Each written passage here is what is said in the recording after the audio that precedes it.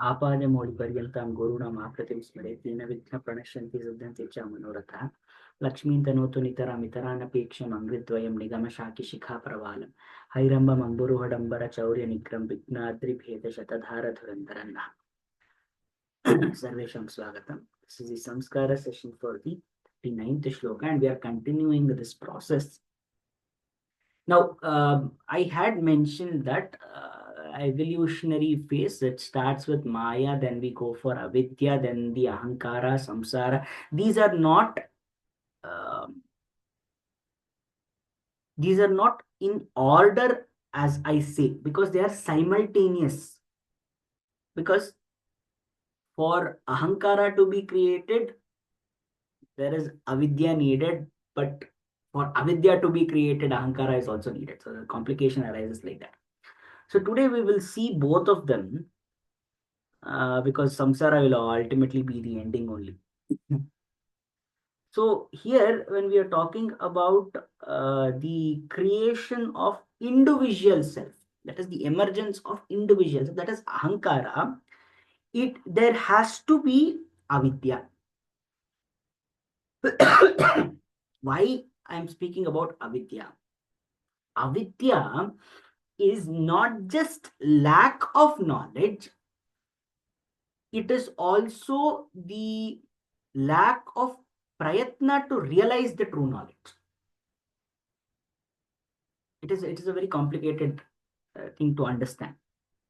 So now taking an example of a person with cataract, what he gets is he gets one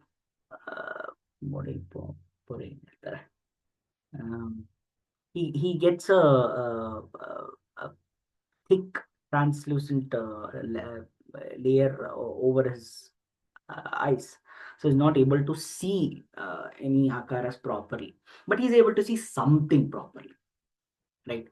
He's able to see something, not properly, something that person is able to see. So there is still some perception, some understanding of that particular object. Now, what happens? Ahankara forbids that person into going deep, even with cataract also, it is uh, it can be, one person can understand reality. How? By using other senses. But if the person is not going to pursue that understanding of true reality, then what happens? Whatever he sees through his faulty instruments, that thing only will be considered as true. Therefore, what happens? That avidya, that creates a certain self-perception that is whatever I'm understanding is only okay for me. It creates that identity of self. So there comes ahankara. So ahankara, avidya is coexistence for them. So avidya has resulted out of maya, but ahankara also is coming out of it as a byproduct. It is more complicated that way because the jiva is bound by upadhis. Upadhis are conditioning factors, that is the instruments. So these upadhis have limitations with respect to the way they can process information. Because of that, what happens? An individual self restricts that person into certain way of information, processing certain kinds of information. So we are not capable of understanding. Like our the biggest example for this is our hearing. We cannot hear beyond a certain decibel. We cannot hear below a certain decibel. Also, we can only hear between that part. But that doesn't mean that sound doesn't exist beyond our hearing capacity or below our hearing capacity. Common sense. So therefore, what happens? The nature of Brahman also is beyond that. So avidya is much more strong, much more potential it has than ahankara. Ahankara is limiting that avidya. See, it is like uh, when I'm trying to constrain my notions to certain way to give direction. So ahankara is trying to put that frame into that whole avidya. Avidya is covering the whole of Brahman. Therefore, there is a misconception about Brahman, the true nature of Brahman. But ahankara is further leading it away. Because when the vikshepa maya happens, when there are forms given to that, uh, uh, because of that ignorance, when more forms arise out of it, then what happens? Ahankara is giving the discriminatory power to say this is separate from that. So when that happens, Ahankara is trying to lead us away from Brahman. So we will never realize who Brahman is if we have Ahankara. So that Ahambhava is giving a notion that what self-perception, whatever we have, perception of our own, or whatever we believe, whatever we can experience with the current instruments is the true nature of the Brahman.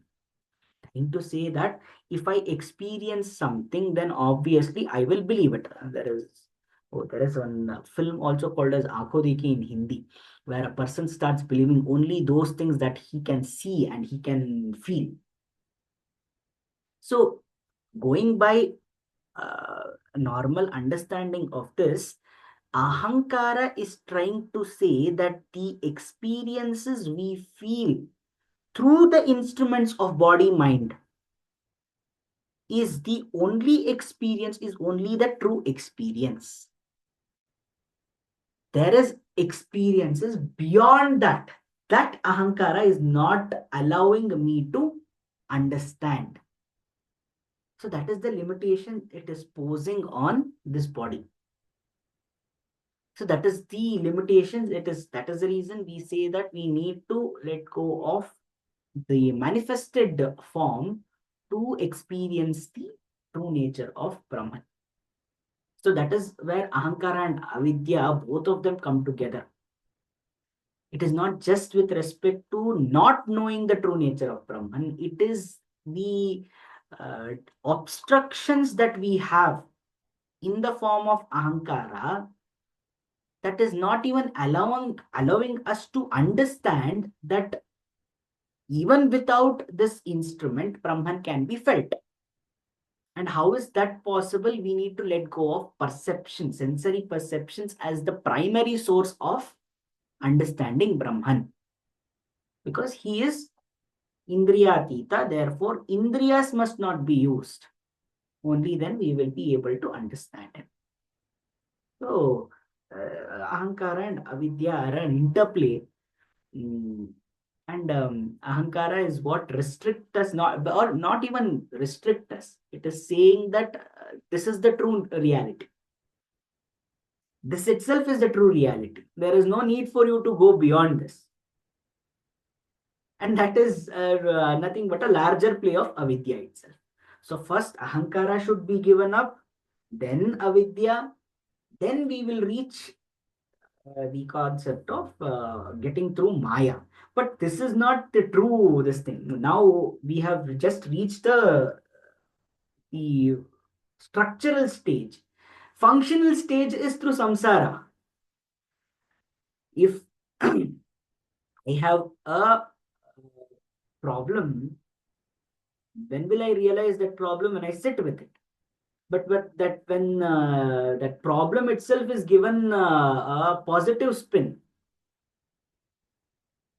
when that problem is given some positive spin and it is indulged with, then what happens? Then that itself is that it itself seems to be a positive thing. That is our samsara, where samsara is giving uh,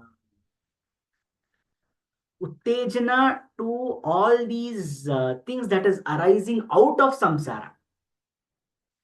very complicated sense. We will see that concept in the next session. स्वस्ति प्रजाभ्यः प्रतिपालयन्तां न्यायेन मार्गेण मही महिषा गोब्राह्मणेभ्यो शुभमस्तु नित्यं लोकाः समस्ताः सुखिनो भवन्तु कायेन वाचा मनसेन्द्रियैर्वा बुद्ध्यात्मना वा प्रकृते स्वभावात् करोमि यद्यत् सकलं परस्मै नारायणाय इति समर्पयामि।